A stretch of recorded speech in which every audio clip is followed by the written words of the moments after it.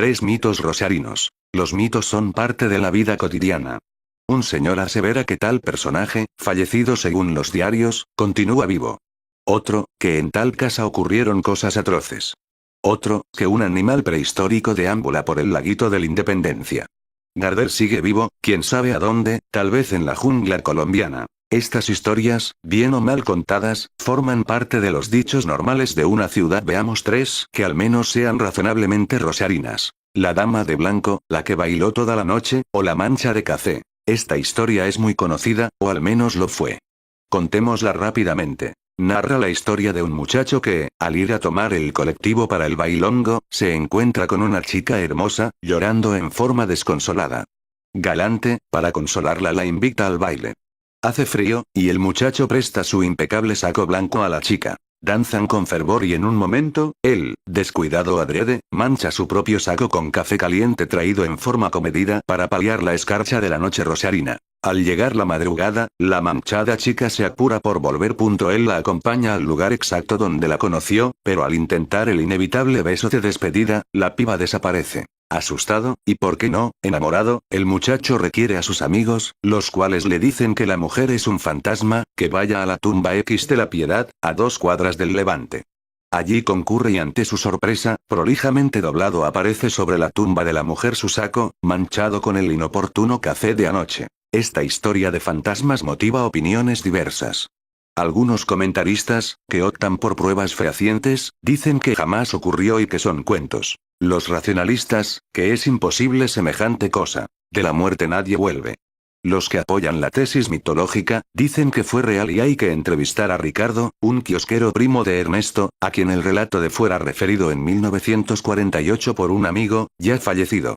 En apoyo de los primeros está la falta de datos concretos, en apoyo de los segundos el temor reverente y la firmeza de la convicción. No es extraño, sin embargo, en ambos grupos, refutadores y apoyadores, un fatal, algo hubo.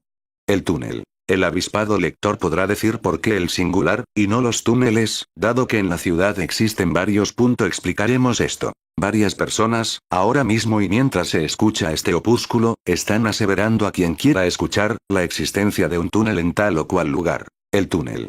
Es cierto. Hay algunos que afirman la existencia de un túnel que une la Favorita con el puerto, los depósitos de Pinasco con el río, la Facultad de Medicina con el Centenario.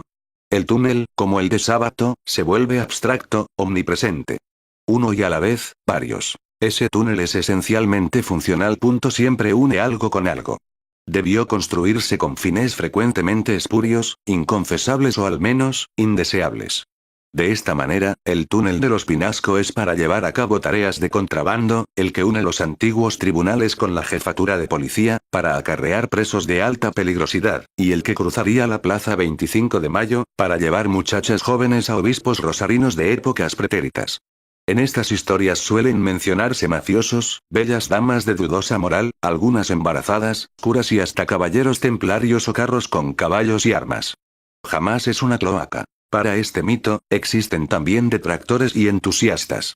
Los antitúnel aseveran con una impecable racionalidad que esos túneles a veces existen por motivos más bien prosaicos, como evitar los autos de la calle, o que directamente, no son túneles, sino sótanos de gran longitud. O desagües de porquerías.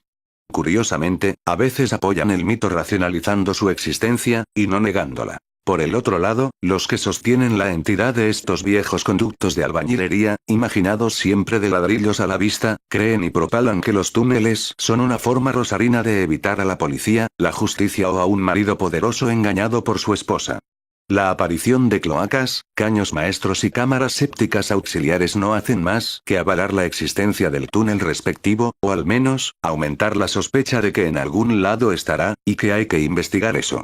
Los creyentes más enfervorizados aseguran que desde el túnel se escuchan voces o hay gente que llama a un destino que, de cumplirse por el incauto explorador, significará tal vez su perdición. El mito de la K estuvo. Este mito propala el concepto de la ubicuidad de algunos personajes históricos muy conocidos. Estas personas del pasado, con su vida llena de acontecimientos famosos, pasaron por Rosario dejando una memoria transmitida por generaciones, a la gente que hoy habita barrios o lugares viejísimos. De este modo, por la antiquísima Casa de Rueda y Convención pasaron Belgrano y San Martín, durmió Sarmiento y llegaban cartas de Italia que los paupérrimos vecinos de la Tablada recogían allí en el 900. Por Villa Hortensia pasaron Julio Argentino Roca y Juan Bautista Alberti. El Che Guevara, una vez consolidada su fama de guerrillero heroico, también estuvo en varias casas rosarinas. Carlitos Gardel, a cuya fama de bohemio y cantor debe añadirse que lo hacía por dinero, es otro de los transeúntes esporádicos de Rosario. Las historias lo ubican en casas particulares, en una casa de barrio Echesortu estuvo hasta bien entrada la mañana, luego de una noche de parranda en Pichincha. Agata Galifi, también llamada la gata o la flor de la mafia, es tal vez la que más recorrió Rosario. No hay barrio en el que, agazapada en su ida de la cana, la pobre gata no haya estado agazapada y con el lomo erizado. La pobre mujer, cargando con la doble herencia de ser la hija de un mafioso y esposa joven de un abogado al cual engañaba, entre otras maldades y bondades, se convirtió en una auténtica vagabunda social. En sus múltiples casas había obras de arte, comía solo fruta por temor a ser envenenada y fue condenada a prisión en una jaula. Los que narran estas historias lo hacen desde el lugar de saber la verdad de la milanesa, como suele decirse.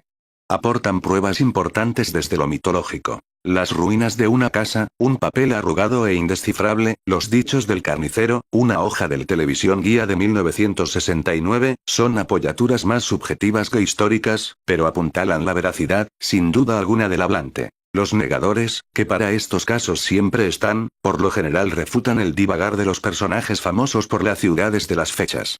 La frase es imposible que en 1909 acá estuviera el virrey sobre monte hecha por tierra, mediante la racionalidad, la verdad histórica, pero alimenta la hoguera del misterio, creando quizás otro mito, que bien pudiera ser el de la inmortalidad del huidizo virrey. Verdad y mito. El que esto escribe cree que los mitos son verdaderos.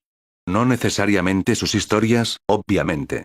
Es como creer en los Reyes Magos. Su existencia real puede descartarse con seguridad, pero que millones de padres llenen zapatos infantiles con regalos el 6 de enero, es algo que no puede ser refutado con tanta certeza.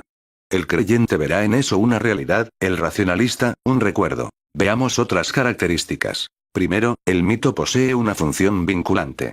En este sentido, la aseveración y contrastación del mito permite un intercambio entre personas, así como el famoso «tiempo loco, ¿eh?». En el ascensor.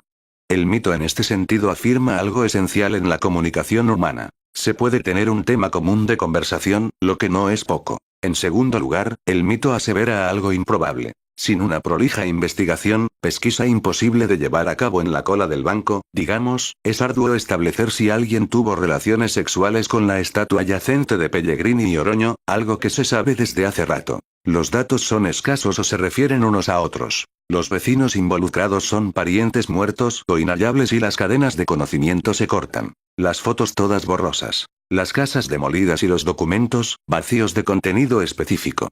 Todo esto no hace más que alimentar el mito, puesto que siempre se hallará un objeto, un papel, un amigo que refuercen la existencia del plesiosaurio del laguito. En tercer lugar, el mito posee una estructura. Empieza con una afirmación. Esto ocurrió u ocurre. Pero a diferencia del argumento clásico, que da las pruebas primero, el mito las ofrece al final. La existencia de la mujer manchada de café, es la misma mancha de café, que nada prueba, a menos que se haya vivido la historia, por lo demás, irrepetible. Los mitos, a juicio de quien esto escribe, poseen también una función social. Sirven para coagular ciertas inseguridades, cambiándolas por certezas. La historia de la mujer muerta que baila asevera que se puede volver de la muerte, al precio de no tener sexo o enamorarse, de allí su llanto en la parada del 122. Los túneles, permiten establecer que hay cosas escondidas, ocultas, cosa que todos creemos respecto a la política. Esta mirada conspirativa es fundamental para la supervivencia simbólica. Si algo anda mal, las fuerzas ocultas serán las responsables. Como una imagen ideal, lo oculto, el destino, o los otros, que seguro en algo andan, materializado en ladrillos viejos permite identificar lo negativo concretamente. Es en vano que se diga que el contrabando es un asunto de la AFIP y que un túnel encarece el tema. Siempre hay un túnel allí. En cambio, la múltiple estadía de personajes famosos posee la función de jerarquizar el barrio, la cuadra o la casa familiar. Los que afirman la estancia de Magaldi en el barrio lo dicen con orgullo. En este sentido, la fama es contagiosa y se le pega al que cuenta la historia, el cual podrá lucir sus conocimientos de historia. El que esto escribe cree que los mitos son indisolubles, irrefutables. Contradecirlos es negar una esencia humana, que consiste en creer que la vida posee aspectos mejores, escondidos, y que pueden ser revelados. La esperanza de volver de la muerte, descubrir un pirata o acostarse en la cama donde durmió Carlitos. En este sentido, el refutador de mitos es un criminal social, un pisabrotes que antepone sus conocimientos racionales, soberbios, a las subjetividades de los pobres mortales. Podrá tener razón, pero solamente eso. Indiferente a los científicos, quitamanchas y fabricantes de caños cloacales de PVC, el mito campeará en el barrio, y por mucho tiempo. Incluso después que los antropólogos, sociólogos e historiadores se muden para siempre al barrio de la Dama de Blanco. Tal vez, la racionalidad es, en última instancia, otro mito. Pero es difícil comprobarlo. ¿Mitos o verdades? Comenta si conoces alguna o si te ha pasado algo extraño. ¿Crees en fantasmas? ¿Son reales? ¿Qué opinas al respecto? Deja en los comentarios tu opinión. Si te ha gustado esta información, comparte.